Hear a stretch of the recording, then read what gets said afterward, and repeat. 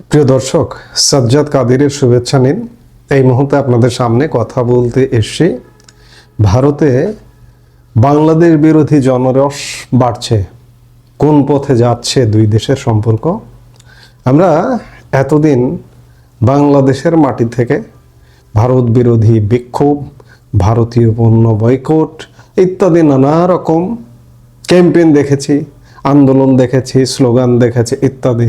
বলা যায় 2024 গত বছরের শুরু থেকে এই ক্যাম্পেইনটা খুব তীব্রভাবে হয়েছে।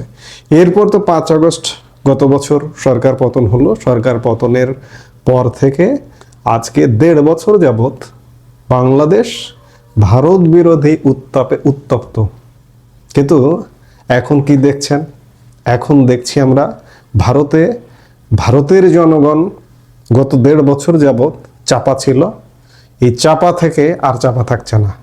কারণ বাংলাদেশে একের পর এক সংখ্যালঘু নির্যাতন, বাংলাদেশে হিন্দুদের বাড়িঘর জ্বালিয়ে দেওয়া নির্যাতন, নানাভাবে নির্যাতন, হত্যা, খুন, ধর্ষণ, আগুনে পোড়ানো ইত্যাদি আছেই। এগুলো দেখে ভারতের জনগণও আর চুপ থাকছে না। এই মুহূর্তে আমি যখন ভিডিওটা নির্মাণ করছি তখন বাংলাদেশের একটি ট্যাবলয়েড পত্রিকা আছে মানব জমিন, সেটির পোর্টালটা আমার সামনে আছে। তাতে দেখছি যে ভারতের বিভিন্ন জায়গায় কিভাবে গতকালকে শিরোনামগুলো যদি আমি একটু বলি, যে কলকাতায় বাংলাদেশের উপ হাই কমিশনের সামনে পরপর বিক্ষোভ সমাবেশ, হিন্দুত্ববাদী বিক্ষোভ ভাঙচুর বন্ধ শিলিগুড়ির বাংলাদেশ ভিসা কেন্দ্র। এবং আরেকটি শিরোনাম, ভারতীয়দের জন্য দিল্লি আগরতলায় ভিসা কার্যক্রম বন্ধের ঘোষণা বাংলাদেশের। এছাড়া আসামেও বাংলাদেশের বিরুদ্ধে, বাংলাদেশের সংখ্যালঘু নির্যাতনের বিরুদ্ধে, বাংলাদেশের ভারত বিরোধী কর্মকাণ্ডের বিরুদ্ধে আসামেও বিক্ষোভ সমাবেশ হয়েছে গতকালকে। আর এই যখন অবস্থা, তখন বাংলাদেশ সরকার ভারতীয়দের জন্য দিল্লিস্থ হাই কমিশন ও আগরতলা মিশন থেকে ভিসা সার্ভিস বন্ধ করার ঘোষণা দিয়েছে। সোমবার বিকেলে দিল্লিস্থ বাংলাদেশ হাই কমিশন সূত্র এ তথ্য নিশ্চিত করেছে। গত কয়েকদিন ধরেই চলা কূটনৈতিক টানাপোড়েনের মধ্যে বাংলাদেশ এই সিদ্ধান্ত নিয়েছে। এর আগে ঢাকায় ভারতীয় দূতাবাস সাময়িক ভিসা কার্যক্রম বন্ধ রাখে। চট্টগ্রাম মিশন থেকে অনির্দিষ্ট সময়ের জন্য ভিসা কার্যক্রম বন্ধ ঘোষণা করেছে ভারতীয় দূতাবাস। নয়াদিল্লিতে গত শনিবার বাংলাদেশ হাই কমিশনারের বাসভবনের সামনে একদল উগ্রবাদী বিক্ষোভ করে এবং হাই কমিশনারকে হুমকি দেয়। এই ঘটনায় তীব্র প্রতিবাদ ও বিক্ষোভ প্রকাশ করেছে ঢাকা ভারতীয়দের জন্য ভিসা কার্যক্রম স্থগিত করেছে। আমরা এই আলামতটা রোববারে পররাষ্ট্র উপদেষ্টা তৌহিদ হোসেনের কণ্ঠ থেকে শুনতে পেরেছিলাম যে ভারতে প্রয়োজনে মিশনের কার্যক্রম সংক্ষিপ্ত করবে। এই সংক্ষিপ্ত করবারই উদ্দেশ্যেই কি এই কাজটি করলো বাংলাদেশ সরকার, যে ভিসা কার্যক্রম সাময়িক স্থগিত। শিলিগুড়িতে বিক্ষোভের মুখে ভিসা কার্যক্রম বন্ধ হয়ে গেছে, আগরতলায় বন্ধ হয়ে গেছে, দিল্লিতে বন্ধ হয়ে গেছে, কলকাতা বন্ধ হয়ে যাবার উপক্রম। মানে বিভিন্ন জায়গায় ভিসা কার্যক্রম, অর্থাৎ ভারতীয়রা আর বাংলাদেশে আসবে না। এখন যদি ভারত পাল্টা ব্যবস্থা নেয়, যে ভারত ভিসা সেন্টার বন্ধ, আবার খুলছে বন্ধ, স্থায়ীভাবে বন্ধ করে দিল, কিংবা দূতাবাস বন্ধ করে দিল, ব্যবসা বাণিজ্য বন্ধ করে দিল, আকাশপথ বন্ধ করে দিল, পণ্য আসা বন্ধ করে দিল। অনেক এসেনশিয়াল প্রোডাক্ট আমাদের আছে যেগুলো ভারত ছাড়া এই মুহূর্তে আমরা বিকল্প পথ বেছে যে বাঁচবো সেই উপায় নেই। এগুলো হাজারবার বলি, অসংখ্যবার বলি, বারবার বলবো।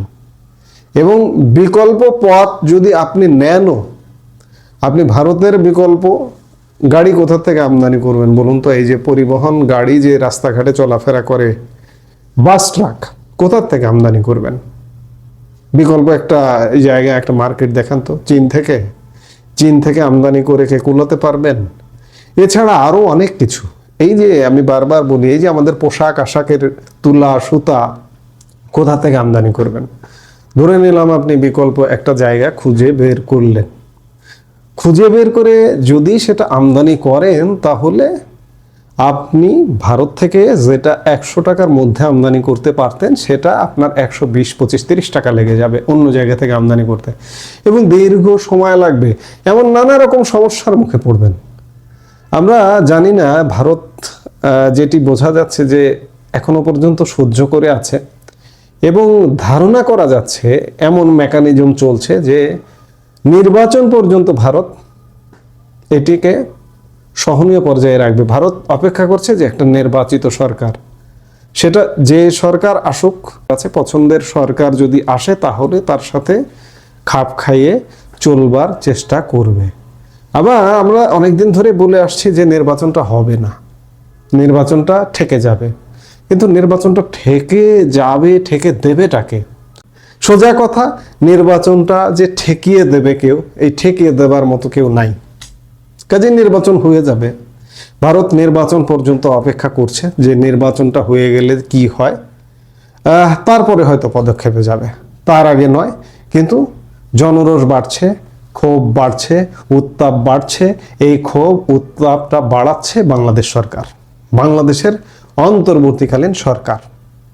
এই সরকার ভারতের সাথে আমাদের সম্পর্কটা একদম চরম, বিশেষ করে ভারতের প্রত্যেকটি ক্ষেত্রে জনগণ, রাজনৈতিক দল, সরকার সবার সাথে আমাদের সম্পর্কের কবর রচনা করে দিয়ে যেতে চাইছে, এবং এটি পুনরুদ্ধার হতেও সময় লাগবে।